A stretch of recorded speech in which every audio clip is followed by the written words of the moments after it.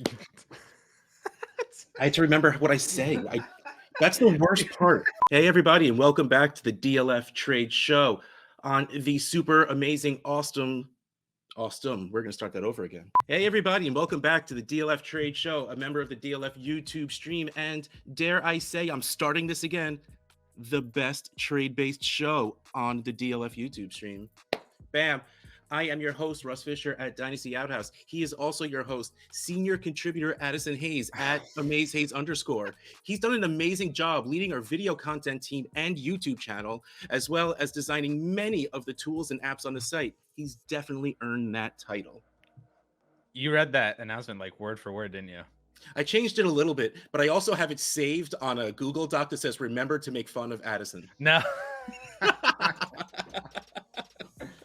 I actually totally forgot, and then when you started saying that, I was like, yeah, Russ did not forget. Russ will not forget a chance to make you feel silly, especially when it's about something that's actually good. Like, I'm not going to be a jerk about something you screwed up, but like, you're a senior contributor now. You're my boss, like in multiple ways. Right now, you're the head of the YouTube channel. You're a senior contributor. I'm just a contributor, a lowly little contributor down here on the second screen on the best trade show on the DLF YouTube stream.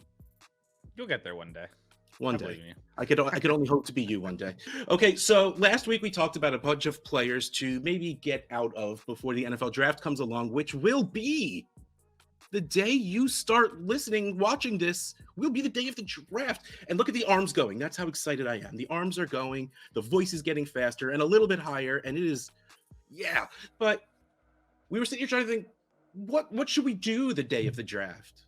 Let's just give you some more players to make moves on before the draft, before it actually happens. So you know what? I know you guys and girls subscribe, you rated and reviewed, but make sure you hit that little, what is it, a bell? I forgot what the kids say these days.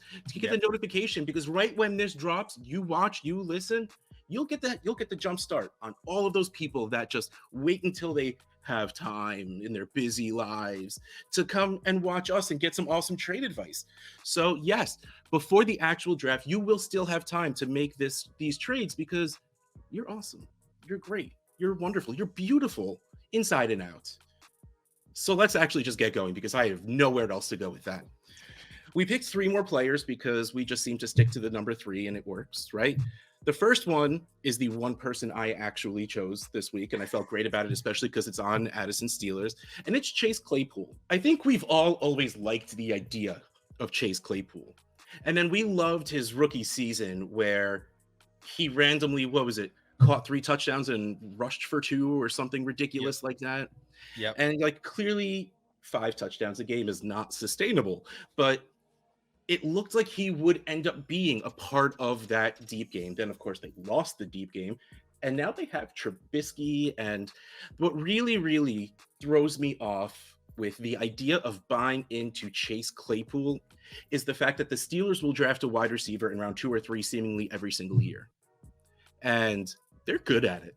You know, like James Washington just went to Dallas and he's going to be awesome. Like for some reason, it just didn't click in Pittsburgh. Like, he was a lot of people's wide receiver 1 coming into that draft process.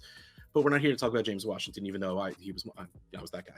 And I was one of those guys. So Chase Claypool, I just think there's a lot of uncertainty, both with position, not on the team, not like he's going to get cut, but position within the team, and also just that offense in general. So maybe moving him now, I guess, will give you some trades and you'll see how you think about these values. In a 12-team Superflex league, the first trade we have is Rashad Bateman and Chase Claypool for Alvin Kamara. Rashad Bateman comes in at 165.3, Chase Claypool 161.1. Kamara by himself 397.4. So that means that Kamara is worth more than the 2 of those guys put together. I'm going to move off of Alvin Kamara for some hopes and dreams. And if I'm moving off of Kamara, that's not what I want to do. And the fact 397 feels low. Like, I think maybe this is a go by Kamara instead of anything else. Because I would easily take Kamara here. Again, you know, if I'm rebuilding, yes, the idea of 2 very young wide receivers is great. Bateman's 22, Claypool's 23. Wow, they have extremely similar ADP. Bateman is 98, 99, and Bateman is 99. Claypool is 101. They're like next to each other. Kamara all the way down at 47.75. That, man. What is that? I'm just looked at ADP for April for Superflex and one quarterback. Alvin Kamara is not even an RB1 in Dynasty. He's the RB 15 in one quarterback and 14 in Superflex, just from the different mocks. That's crazy. Why? Man, okay. It can't be the suspension doing all of that. I was about to say, we have seen, unfortunately, the precedents about suspensions in the NFL be favored towards the idea that one act of violence isn't going to give you that big of a suspension if it gets you one at all.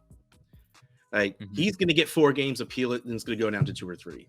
Let's be honest. That's what's going to happen. If he even gets 4 off the bat, he might even just get 2. Exactly. Like, yeah, exactly. Like, you should not be factoring this in. And I get it. He's 26 going into 27, and every game is a big chunk off of the longevity of his career going forward. But man, I'm not factoring that in too much. I'm taking Kamara on this, which feels so weird to say, but he's behind Nick Chubb, who is also 26 and doesn't catch. Kamara is like half a year older, so he's going to hit 27 a little bit closer. But Chubb has never done anything close to what Kamara's done in fantasy. Yeah, like on games, like on a weekly basis, he could. But on a yearly basis, Kamara's been like top 5 like for the last like 5 years. Chubb has never had top 5. But then, well, clearly our next show is going to be go trade for Alvin Kamara. Go buy Alvin Kamara. This is so easily Alvin Kamara. Yeah. All right, so let's move on to the next one, which is also 12-team Superflex. A little bit more interesting here. We have Zeke Elliott and Chase Claypool for Chris Godwin and James Conner. Zeke Elliott, man, 228.7. Chase Claypool, 161.1. Total of 389.8. Chris Godwin, 396.4 by himself. At least James Conner pushed up to over 100. He's at 103.7 now for a total of 500.1. Zeke again, like same age. He's 26. He came out and said that he was playing the entire season with a abdominal injury. And that's why he said that was a knee injury for some reason. Was it? I could be remembering it correctly. But regardless, if there's a little bit of truth to that, man, the value you're going to get for getting Zeke at this price, because as it is right now, I think I agree with the fact that Chris Godwin is the most valuable piece here. So honestly, again, like I'm saying, Zeke here is very undervalued, but I still think I take the Godwin Conner side because honestly, it's safer to me. Like Conner, regardless of what Arizona does at running back, Connor's going to have a chunk of it. He's 1A, 1B, in which case you want a running back in that offense because that offense will move the ball a lot. And Chris Godwin, I mean, let's just face it, Chris Godwin's very good. And at least for the foreseeable future is tied to Tom Brady, assuming we don't get the I'm retiring, I'm not retiring every single offseason, in which case that maybe that's a headache you don't want to be part of, but that's up to you, really. So yeah, I'm taking the Godwin Conner side in this. Yeah, this one was pretty easy for me as well, taking Godwin, just because like Conner and Zeke are like the same age. We've already seen like Conner do well in the Arizona Cardinals system and being a top 5 fantasy running back last year when he was able to stay healthy. He showed that a couple years ago in Pittsburgh as well, before kind of the injuries kind of derailed him to end his Pittsburgh career. But James Conner, I think, has the same upside that Ezekiel Elliott does at this stage in both of their careers. So really the difference to me is the difference between Chase Claypool and Chris Godwin, to where, I mean, we haven't really talked about Chase Claypool and like why he's a sell necessarily before the NFL draft. And we've been saying about everybody else's like massive value. But like to me, Chase Claypool, I know like you said it kind of in the introduction, like his place within the team is really weird because of like I don't know if it's like ego or personality or just like the on-field antics last year were like really weird. And he's a player that I've never really liked on the Steelers just because I didn't think his skill set matched with Ben Roethlisberger, who couldn't throw more than 20 yards downfield. And I know Mitch Trubisky is definitely going to be better in that regard, but do we really want Mitch Trubisky's wide receiver 2, like wide receiver 1B with Deontay Johnson. I don't even know if people want Deontay Johnson. So why do you even want Chase Claypool? And then the fact that they're also probably drafting a wide receiver. I've seen Treylon Burks get mocked to him to the Steelers at 20. I've also seen like they're talking about like Sky Moore. I think Khalil Shakir would be another great option. There's a lot of slot players in this draft that they could get in that day 2 range that could just come in and replace Juju Smith-Schuster and, you know, just take targets away from Chase Claypool. It's just another person that comes in here and can start in their 3 wide receiver sets immediately. So I'm all for selling Chase Claypool. I love both of these trades to get off of Chase Claypool. And he definitely still seems like he carries pretty significant value, even though the analyzer says he's only at 160. Like he still is like a significant part of a deal when you're kind of doing a 2-for-1 or a 2-for-2, like these 2 trades have been in. Let's move down to a guy who showed that he can be very good, but also that his team has showed that they're bringing in more wide receivers.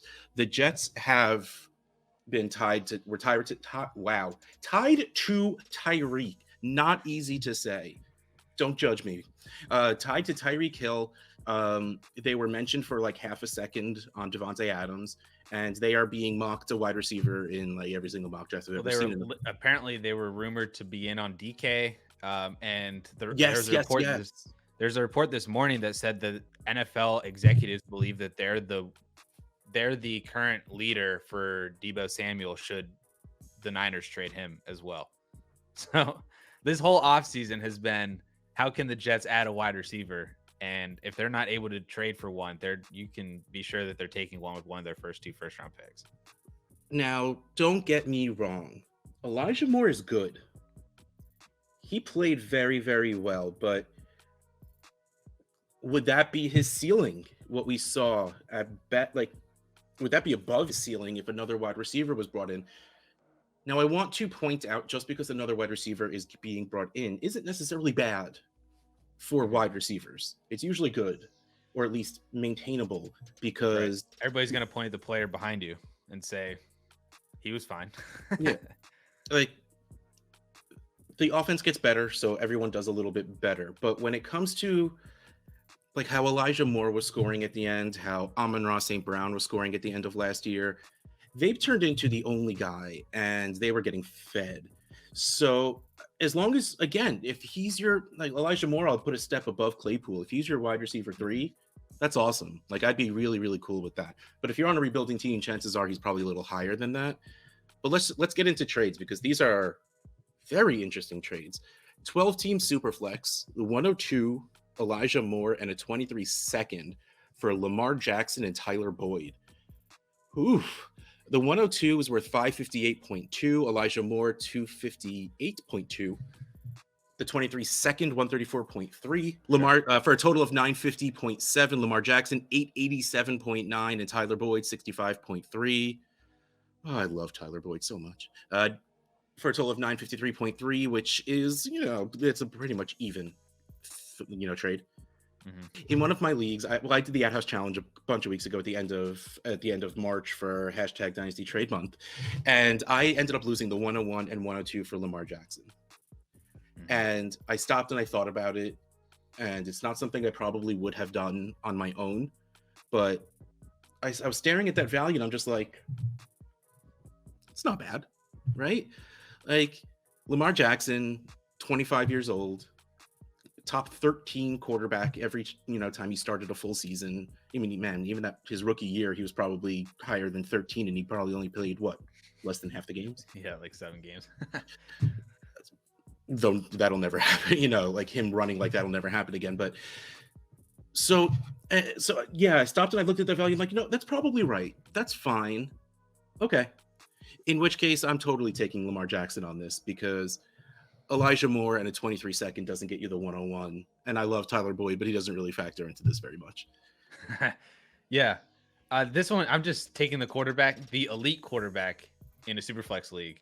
Yeah. I mean, like, even if you want to say from the other side, you're like, well, I'm trading Lamar Jackson. I get a high upside wide receiver in Elijah Moore, who is currently being valued as a mid wide receiver too. He's a wide receiver 16 in April ADP, which I think it's kind of high a little bit. Like, like you said, I don't trust him as my wide receiver 2. So if you're paying for him as a wide receiver 2, don't necessarily like that. But then, you can say, well, that 1.02 is probably going to be Malik Willis. So you like kind of hit the reset button on a similar-ish quarterback to Lamar Jackson. 25-year-old quarterback, which doesn't really seem necessary, but okay. But yeah, so that's like, I think that would kind of be the deciding factor. And then you're like, well, Tyler Boyd for a 23-second, like that's an easy move. So that would kind of be the tier down off of Lamar. But I would just rather have Lamar because I don't really want Malik Willis. I'm going to be honest with you. I mean, I want a couple of shares. I will have a couple of shares because I have way too many rebuilding teams because it's way too fun. But I don't really want Elijah. Like I do want Elijah Moore. Yeah. I just don't want him at his current price. If you are coming off of an elite player at their position, like Lamar is still one of those elite players. He's top 5, top 6, depending on who you're talking to. And I don't leave a trade where I'm trading away one of those guys feeling good if I'm not getting something insanely solid back. Mm-hmm. Now, that 102 can turn into so many things. When that's on the board, especially if Malik Willis goes 1 and Breece Hall is left at 2, but even still, you're going to have the rest of those rebuilding teams, the people that had Roethlisberger and whoever else decides to retire in the next few minutes, on their team needing that quarterback. And Malik Willis at this moment is the only quarterback where you feel safe being like, this is the guy, this is the quarterback I want in this draft. And it's mostly because of his legs, not because of how he even really plays the quarterback position.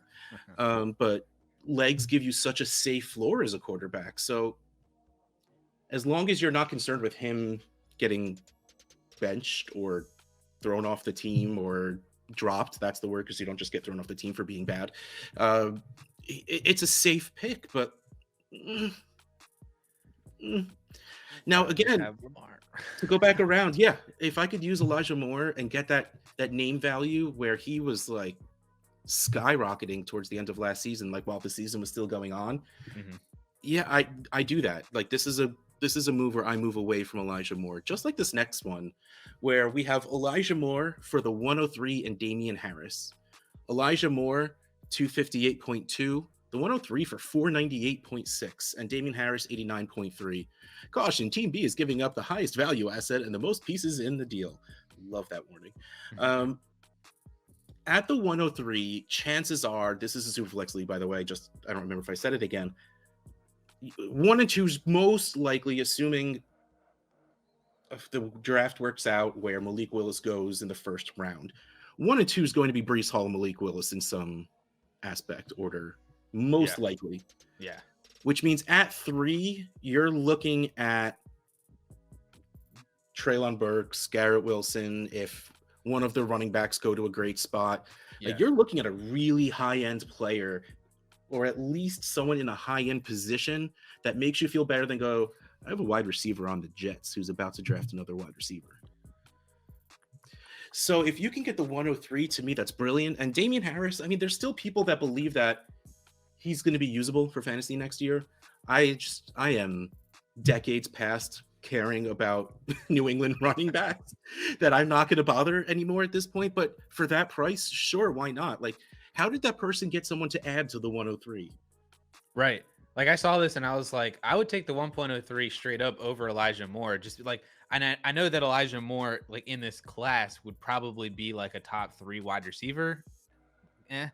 Somewhere in there. Not I think probably. He'd be, yeah, like top 5 for sure. There would probably be arguments between him and like Drake London. So you put him at wide receiver 3, 4, 5, and even still, you're talking right there, the 105 or 6. Right. Well, this is like basically you can say at that 1.03, I'm either getting more than likely Kenneth Walker or the best wide receiver in the class after the draft. Whoever you deem that to be, if it's Garrett Wilson in Atlanta or wherever he lands, or, if George Pickens goes to the Packers and you just really want George Pickens in the first round or whatever it is, whoever you deem that to be. And it would be a first round wide receiver more than likely, which is better draft capital than Elijah Moore slightly. Possibly a better situation if the Jets do end up drafting a wide receiver like we believe that they do, or if they were to trade for Deebo Samuel, like on the clock at 110, that would be wild. It just, yeah. Sorry. So no, I'm taking the 1.03 over Elijah Moore. And like you said, kudos to you for getting Damian Harris as a throw in here. Because, I mean, you might not like Damian Harris, but like the opportunities that you're going to have to start him when you need a guy as a flex or an RB2 is going to be there. Be like this isn't even like just give me the guy you're going to drop. Like, because you're not dropping Damian Harris. Again, dislike the New England running back situation. If Damian Harris is on my team, I'm not dropping him. So what is the pick for you in Superflex for Elijah Moore? Where's the line? Hall, Willis, Wilson. I'm still going to say Burks because I'm a sucker for that kind of wide receiver. Around 5. I'm adding London in there, so I need Walker to go to a good place, so 6 or 7 for me.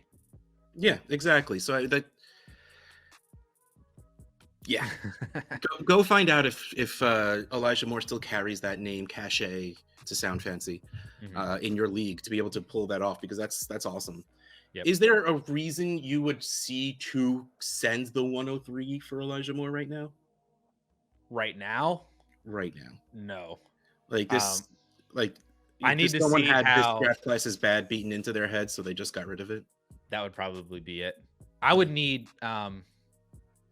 probably a little something with Elijah Moore on top. Like by like a little something, I literally mean like a little something. Like to send the 103 for Elijah Moore plus like. I mean, just would you do Damian Harris throwing him on the other side? Oh yeah, for sure. I think that's too much though, but like I think that's too big of a little something. But yeah, I'm in that range for sure. Because I mean, if the Jets for some reason don't draft a wide receiver or don't trade for one, then it's Elijah Moore. But the problem is that season.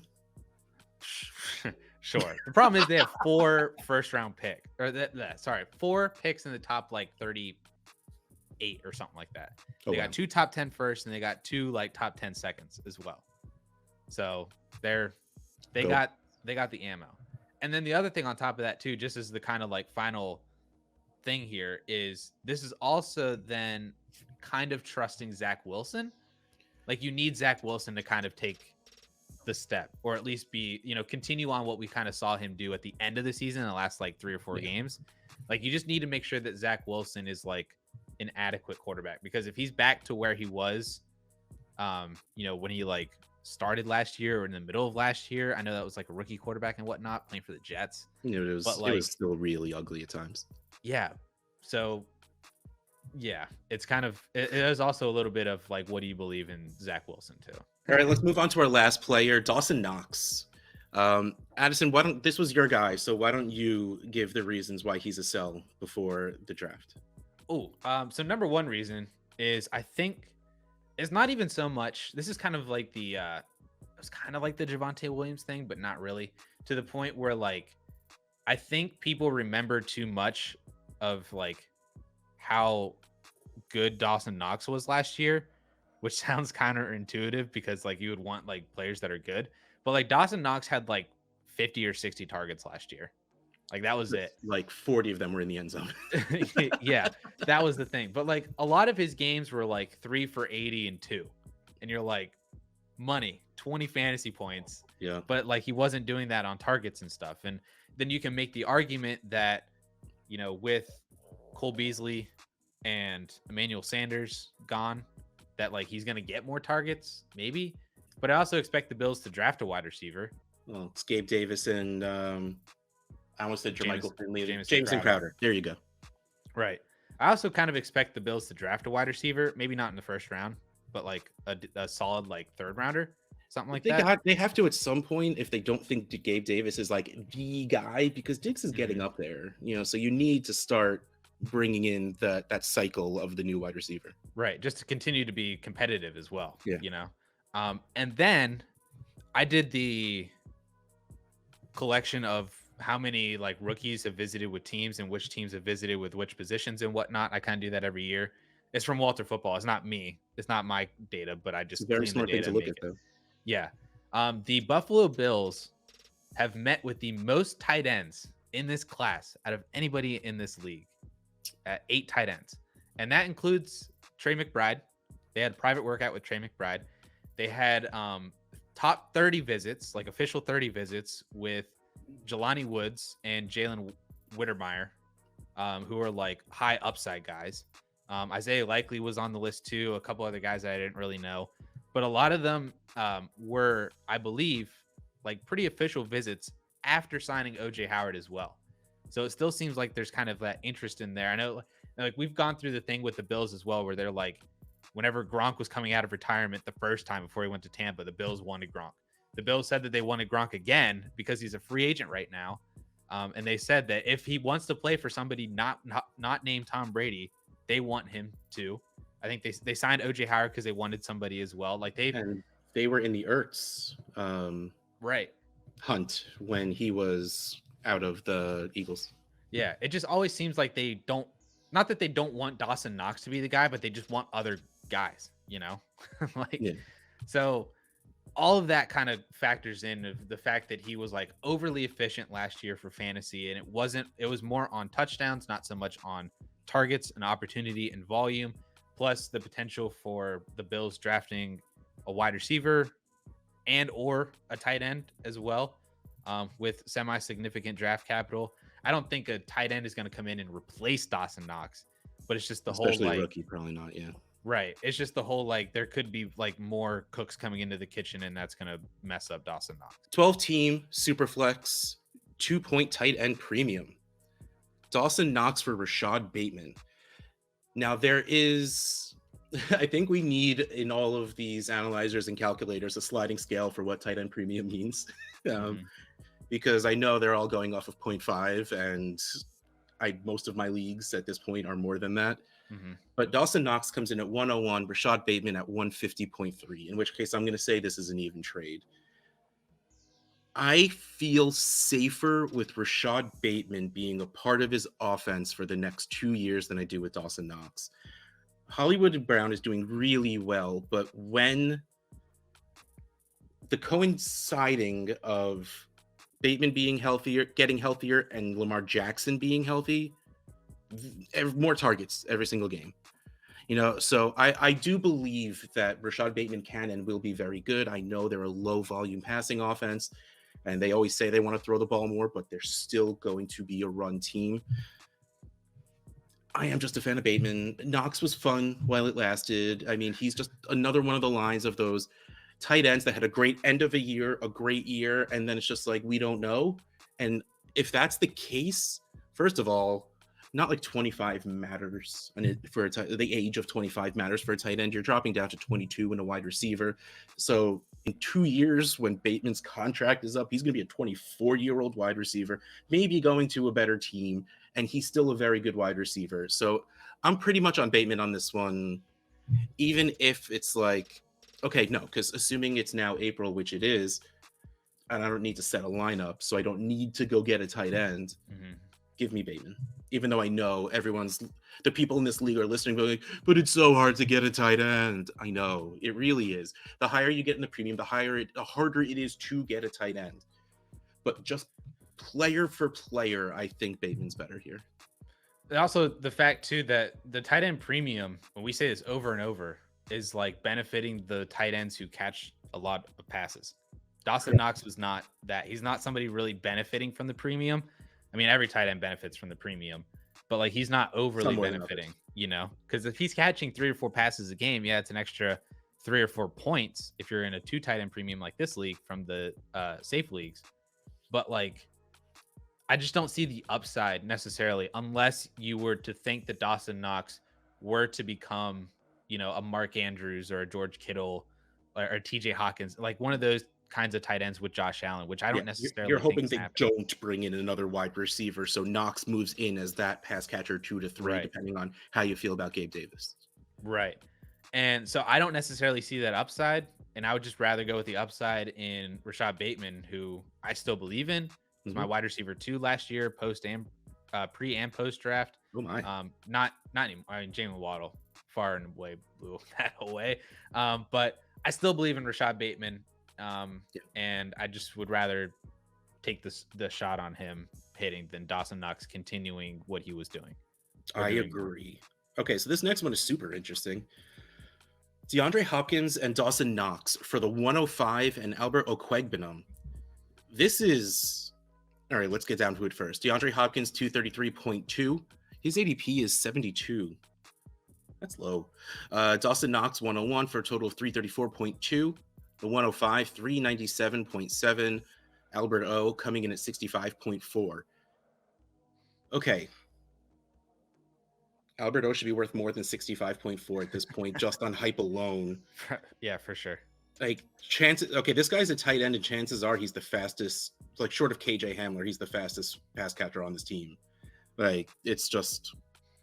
He's that kind of guy. But, like, I'm not vaulting him. Like, he's, if anything, cross off him and Knox at this point. Because they're both going to be guys you're going to put in your lineup every week. They're both guys that you're not going to feel great about it. They're both guys that are going to give you 2 points every once in a while. And they're probably going to be guys that give you 22 every once in a while. So that goes down to DeAndre Hopkins for the 105. DeAndre Hopkins is not close to the 105 anymore. Like, yeah, I love, like, hashtag Team Clemson big wide receiver, baby, but he's 29 already. And his value is too low based on a year of trying to play through injury and it not working. Like, that really, really hurt DeAndre Hopkins' value. He can walk in next season and be completely healthy and be DeAndre Hopkins from 2 years ago. Yeah. So, yes, maybe it's worthwhile to go get DeAndre Hopkins, but you're supposed to pay the cheaper price that he's worth right now. You're not supposed to pay the real price. And I don't know if you're ever paying the 105 for a 30-year-old wide receiver anyway. Because even if, what were we saying? Burks, Willis, Garrett Wilson, too many people with similar last names, or Drake London come in, and clearly they're not going to have the season that a DeAndre Hopkins can have. They're still 22 years old, and they're going to hold that value. And every breath DeAndre Hopkins takes is going to drop his dynasty value. So this is, so easily the 105. Again, good for you for not only getting the 105, but for getting them to add to the 105. Yeah, this one, and just to be clear, this was done like less than a week ago as well. So this was not like buying on Albert O like before Noah Fant got traded or anything like that. So this is definitely well within the knowledge of understanding that Albert O is the ascending tight end that everybody loves to have this year and is going to be, probably like a top 10 dynasty tight end if he's not already, just based on the hype with Russell Wilson and everything. Yep. And the reason why I thought this was great, outside of it being showing that you could probably sell Dawson Knox and or DeAndre Hopkins a little high right now. Even though I do agree with you that DeAndre Hopkins is kind of a buy. I wanted to show this as I would definitely be the guy trying to send Dawson Knox for Albert O plus right now. If the Albert O person is kind of like, I'm not really necessarily sure, but I see the hype and I want to get out of the hype while I'm here. And you trade away Dawson Knox, a guy who was, on paper fantastic last year. That is a move that I think both parties would kind of be willing to make if you have those two kind of people in your league, where the Dawson Knox person wants to sell high, the Albert O person wants to sell high, and just kind of make that trade happen. So I'm all for it. Horrible trades time. 12-team Superflex 2-point tight end premium. Ooh, this is a big one. Joe Burrow, Elijah Moore, the 112, and Sir David Njoku for Cooper Kupp, Matthew Stafford, Austin Eckler, and Rob Gronkowski. What happened? I'm trying to understand how this trade's only separated by 250 points. That's what I was looking at. Like, maybe that 112 coming in at 200, because I mean they gave Austin Eckler 454, which is pretty respectful for a 27-year-old running back. The difference is 100% the near 300 point difference over 350 point difference from Burrow to Stafford. That has to be it. That can't be. Yeah, Stafford is probably ranked a little too low in general. Wow. So yeah, this is 1,335.1 for the Burrow Elijah Moore side to 1,585.2. So look, okay, we can cross off Gronk and Njoku right now because right at this moment, they're both worthless. Yeah. Okay. So let's do this one by one. Actually, I guess we kind of can't because Joe Burrow is the most valuable asset here. But what does it take to get from Elijah Moore to, I mean, who's the lowest valued here? Austin Eckler. Would you do Elijah Moore in the 112 for Austin Eckler if you had Eckler? Nah, I'd have to be rebuilding, like 100% Yeah, it's rebuilding. close, but I'm still like even the calculator because the analyzer had math in my head 244.7 444.7 to 454. So that is pretty even. Yeah. But if I'm selling the better asset, I want a little bit more. Skip it up to the 111, 110, and I'll probably say yes. But or just like give me a worthwhile, give me Damian Harris, right? Like give me that one guy I could plug in when I need him. So that leaves Joe Burrow for Cooper Kupp and Matt Stafford. Age is not that important, especially in quarterbacks and slot receivers. I don't care that Stafford's 34. I don't care that Kupp is 28. Don't care.